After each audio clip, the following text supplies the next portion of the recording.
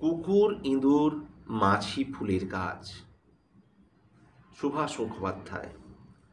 পর্দাটা উসখুস করছে হাওয়ায়, যেন কেউ আসবে কি না আসবে ভাবছে। নিচে কারো চেনে বাঁধা কুকুর ঘেউ ঘেউ করছে।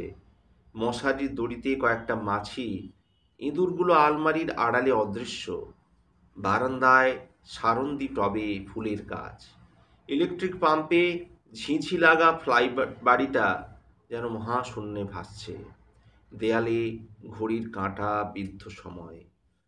সমস্ত ভার হারিয়ে ফেলে আমি যেন ভাসছি। পাম্পের শব্দ হঠাৎ থেমে গেল। বাইরে এসে দাঁড়ালাম। আমাদের এই শুকনো খটখটে রাস্তায় কয়েকটা গাড়ি ভিজে পায়ে জলের দাগ বুলিয়ে চলে গেল।